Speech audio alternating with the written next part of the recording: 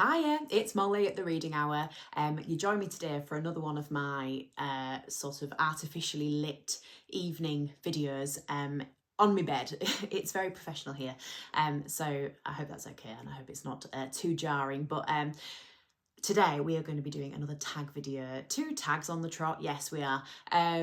I'm going to be doing the Snob-O-Meter Tag. I was kindly tagged by James at Quaint and Curious Volumes. And apologies, James, because, oh, my shower's dripping. There we go. Apologies, James, because your name is one of those really lovely words in my accent, James. So yeah, sorry for that. But he did a really good job of this tag. He gave some interesting answers, and I would recommend to go and have a look at that one if you've not yet. And it was originally created by that reading guy. I will pop both names down in the description. So I like this tag because I hadn't read a book for, oh, I don't know, at least 2 years before May of last year. And what got me back into reading was A Song of Achilles by Madeline Miller and the ACOTAR, A Court of Thorns and Roses series by Sarah J Maas, which I think would probably be considered genres that one might be snobby about. But that being said, it kind of got me into reading again, and you know, it's interesting how my sort of tastes have evolved in that time. I picked up a handful of these sort of classic books that a book snob might lean towards, and have thoroughly enjoyed them and continue to do so this year with a bit of a goal of reading more classics. So I feel like I'm a little bit on the fence here. But anyway, we're going to give it a go. So the first question was, what is your definition of book snobbery?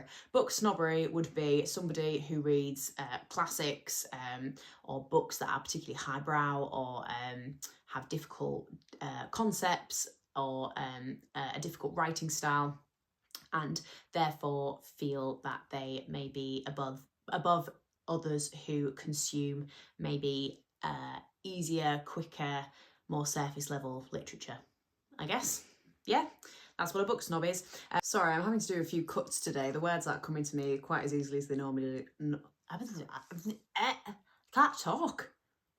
Try again. I was gonna, perfect demonstration. I was gonna say, I apologise. I'm gonna have to do a few cuts today as the words are just not, they're not coming into my brain and out of my mouth as I would normally like them to. So yeah, sorry about that. So the second one is there a genre or type of book you would never consider reading? Such as, would you ever read a romance? Or if you regularly read romance, would you ever try a science fiction novel? I don't think there is a genre that I wouldn't pick up or have a go with. That being said, I read The One by John Mars last year for my book club, and it was so weird because it's got a Netflix adaptation for it. It's very, very highly rated if you Google it across the board, and I thought it was pretty rubbish. And sadly it was for a book club, so if you're watching, you know who you are. Anybody that I've told about my booktube channel that I see that I go to book club with probably did think me a bit of a book snob, but I just really didn't like it. I thought it was rubbish, and so I don't know if that sort of mass marketed psychological thriller is for me, and I don't know if I'll pick up another one. So that's the only thing really. I like romance, I like science fiction, whatever. So no, not really, other than John Mars ever again.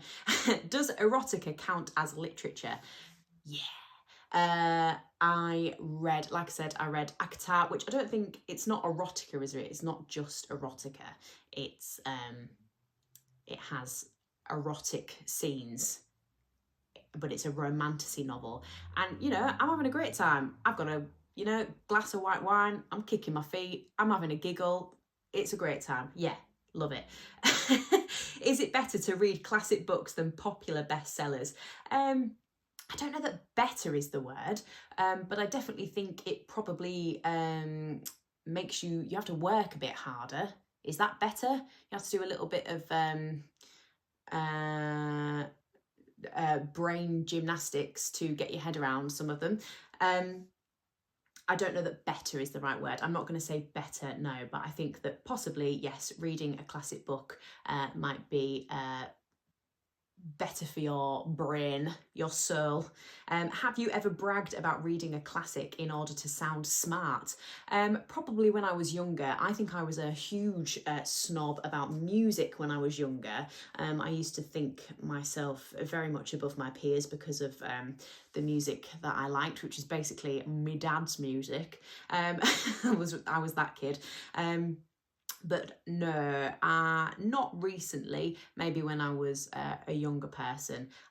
I've definitely said like, oh, I read this. You know, I read this really like hard, cool book. But most of the people in my circles, I imagine, would not give a monkeys or would put me in my place quite quickly. So no. Do audiobooks count as reading? What about comic books or graphic novels? Yeah, I think a comic book or a graphic novel probably counts as reading. It's got words and you're looking at them and reading them in your head or out loud, so yes. But do audiobooks count as reading? Definitely a contentious point. I've actually had an argument with my mother about this. I think that if the book is easily absorbed through auditory processing, such as something I'm currently listening to Harry Potter through an audiobook at the moment, and yeah, that's dead easy. But I have tried to read I tried the Frankenstein audiobook, and yeah, it's just you need to be reading something like that really with your eyeballs. So no, I'm not sure that audiobooks are. Oh gosh, does that make me snobby? No, of course not. Have you ever looked down on someone for reading a popular fluff book? A book with little substance to it, for example, a self-help book or a celebrity memoir. Is a self-help book fluffy? Is a celebrity... I've read a celebrity memoir in the past year. So no, I don't think so. I don't think I'd ever look down on somebody. I think if people are really set in a genre, I think that irritates me. If somebody's very like, no, this is all I will read, or I won't branch out to this, I think that annoys me more. But I think that more makes me want to shake somebody's shoulders, like try something else, you know when people are really sort of narrow with what they like to read. But I don't think snobbiness is the right word for that.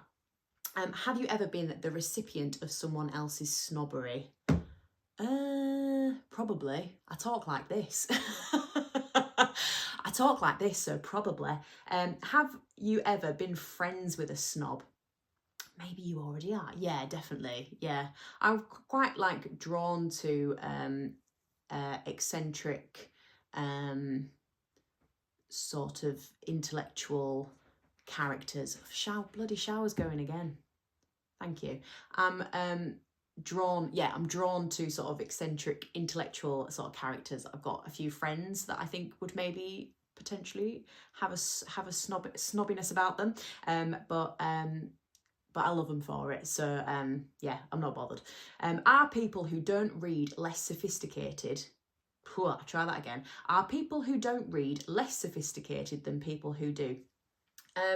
So being sophisticated, that's being intelligent, well-read, cultural, fashionable, right? I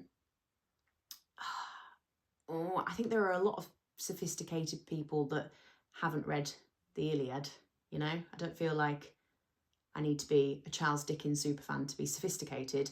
But I do think that reading gives you perspective of other lives other than your own. And I think that in itself can contribute to a more sophisticated, interesting individual. So yeah, I think so. Are people who don't read less sophisticated than people who do? I think people who read have the potential to be more sophisticated than people that don't. How about that? I'll reword it. Okay, measure yourself. Based on your answers to the previous 10 questions, would you qualify as a book snob? I don't think that that's for me to rate myself. Is a snob aware that they're a snob? Surely that's for you to rate. So from my answers to these questions, would you consider me a book snob? maybe.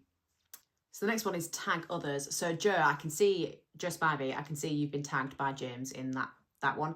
You need to do it. Because I would be interested to hear your thoughts on some of those questions. I'm also going to tag, obviously, Mark of the Book Thing. Absolute solid answers from Mark, I imagine. And I also want to tag Heather from Fresh Parchment. Sorry, I didn't tag you in my last one, Heather, and you deserve all the tags in the world. So yeah, Heather, I want to hear. Are you a self-confessed book snob as well? But yeah, anybody else? Michelle at Literary Me as well. Oh, I'm going to forget people now. Shower.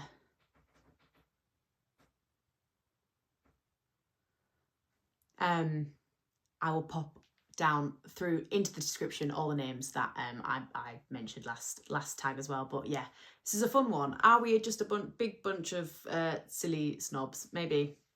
But yeah, we'll see what your answers are. Thank you for tuning in. I hope you've enjoyed it, and yeah, we'll catch up again next week. Thank you. Bye.